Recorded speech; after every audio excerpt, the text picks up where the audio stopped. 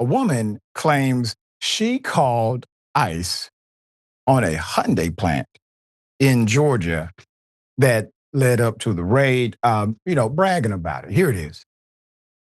Federal immigration agents detained more than 450 people at a Hyundai manufacturing site just west of Savannah, Georgia. The Bureau of Alcohol, Tobacco, Firearms, and Explosives said multiple agencies helped carry out this operation. Authorities claim it was connected to an investigation over unlawful employment practices. The 3,000-acre site has only been operational for a year. So there were 452 illegals apprehended at the Hyundai mega plant construction site yesterday near Savannah. And I was the one that reported the information that I had to ICE. All right, well, let's talk about it. Put it up full mass. According to Rolling Stone, Tory Branham is a Marine Corps veteran, firearms instructor, and Republican candidate for Georgia's 12th congressional district, and a proud Trump supporter. As agents with Immigration and Customs Enforcement and the Department of Homeland Security were still carrying out a raid at this Hyundai plant in rural Bryan County, just outside the district that she is running to serve, she expressed pride in something else: her purported role in causing the raid herself, which resulted in the arrest of 450 people, according to the Bureau of Alcohol, Tobacco, and Firearms. Quote, "How do I feel about it?" she says. "Good."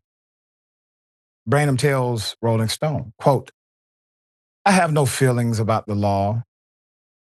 What's right is right, and what's wrong is wrong." Can we zoom out just for a moment? She has no feelings about the law. What's right is right. What's wrong is wrong.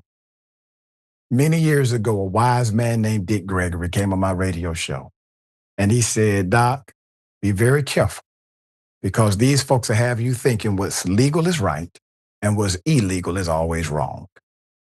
And if we buy that, no Black person would be able to sit at a dinner counter. No Black person would be able to sit where they wanted to on a bus.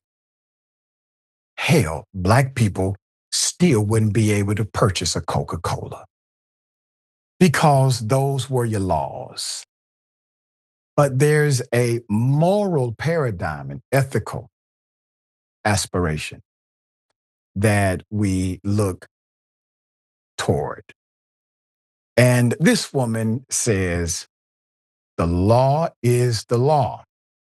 But they seem to dismiss that law when it comes to their Lord and Savior, Donald Trump. They dismiss it. All of his convictions, jury of peers, by the way, constitutional rights intact, the law doesn't apply to him. So they become apologists for one man and the prosecutors of the poor. All right, let's get into it. So the raid was one of the largest in ICE history, eclipsing a raid at a California cannabis farm that netted some 300 undocumented workers. The congressional candidate says the Hyundai megasite, as she calls it, which opened in March and was hailed as a major economic development win for Georgia, Governor Brian Kemp, who's a Republican, has been the subject of rumors for months that undocumented immigrants were working there or on construction sites within the massive 2,900-acre complex.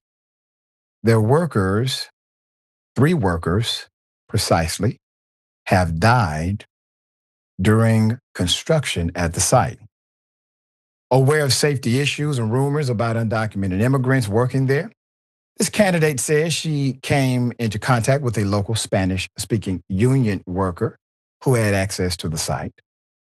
The plant itself is not union. Many workers there are from South Korea and are in the United States on H-1B visas, the ones that Trump likes.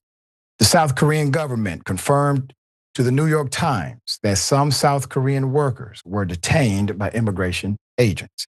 While the plant itself is not union, construction sites at the facility have been staffed by union tradesmen, some of whom have complained about undocumented workers and unsafe conditions.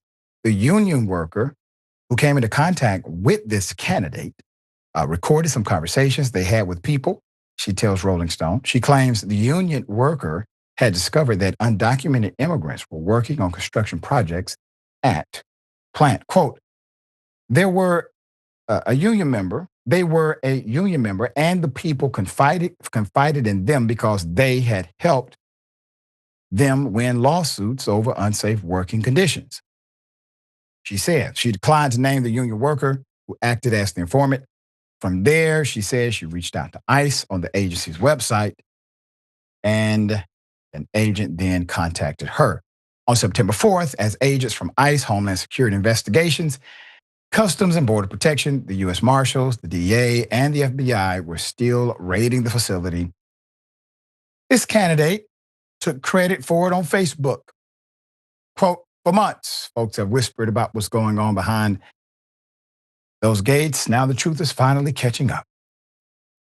She wrote on her Facebook page, quote, I reported this site to ICE a few months ago and was on the phone with an agent.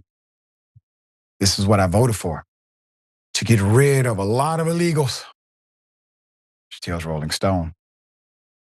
And what I voted for is happening. I'm going to get into the negative economic impact and talk about the lack of humanity in this approach. But I just want to remind everyone that the subsection of the same federal law that says it's illegal to work undocumented in the United States of America also provides that it is illegal to recruit and to hire undocumented workers. So until the CEO of Hyundai is doing a perk walk with everybody else, there's unequal application of these laws every time. Here we go. The impact of an immigration raid on this Hyundai factory on Thursday is reverberating far beyond its rural Georgia home. It also jolted a company that has poured billions in America's South, helping transform the region into a major global auto manufacturing hub. For South Korea, the raid hit a national champion that has played a decades-long role in deepening economic ties with the Western ally. In recent months, South Korean officials have met with the Trump administration for trade talks and announced massive investments in the United States. After Lee's August summit at the White House, South Korea unveiled a $150 billion investment into the U.S., backed by private companies. One of those companies, Hyundai Motor Group, announced $26 billion alone, part of which would go toward a new steel mill plant in Louisiana. The Hyundai factory raided on Thursday in Ellabell, Georgia, about 30 miles west of Savannah, is the company's largest manufacturing footprint in the South. The facility had its grand opening in late March with an event that was attended by Governor Brian Kemp, once again a Republican. With a joint investment from LG Energy Solutions, so-called Meta plant grew into a $7.59 billion investment, projected to bring 8,500 jobs to the state of Georgia. Parts of the 3,000-acre campus were still under construction during the raid. A spokesperson for LG Energy Solutions said about 250 affected workers were still affiliated with the HL Georgia Battery Company, a joint venture between the Hyundai Motor Group and LG Energy Solution. A.J. Jacobs, an East Carolina University professor who has written 2 volumes on the Korean automotive industry, told Business Insider that Hyundai has so far supported nearly 30,000 direct and indirect jobs in the United States. Hyundai's first major U.S. plant was completed in Montgomery, Alabama in 2005 and 2009. The Korean automaker opened another plant about 90 miles away in West Point, Georgia, bringing in another 3,200 jobs. The reason why these numbers are important is because the very leverage used in order to maintain an anti-immigration narrative is jobs. But when you literally have an economic ally bringing in jobs, and you have basically no CEOs who are caught up in the alleged criminality of these undocumented workers, it starts to paint a picture of what's really at play. Because if it's not about jobs, if it's not about sustainability, if it's not about all of these other elements you have put in the forefront of the American voter, well, you have one thing left: bigotry, racism. That's all you have left. You can't make the economic argument. You can no longer make the jobs argument. What argument do you have? All right, Sharon, thoughts here. Listen, the Karen, who's amongst the people that Dick Gregory warned you about, the one with the Kate Plus 8 hairdo. Yeah. She's very telling in the way she approached this. You see, she didn't just do what an arsonist does. They light the fire and then they might sneak back to watch it burn. It really stimulates their system.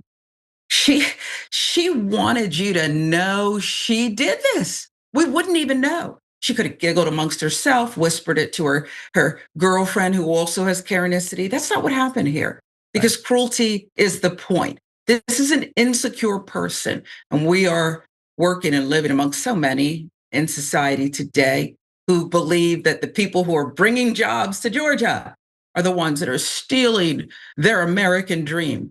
Just stupidity and insecurity, Doc. Yeah. And once again, counter to the Republican leadership of the state of Georgia, who worked hard to recruit jobs for those living in places like Bryan County and others that are very rural with little opportunity for gainful employment outside of manufacturing.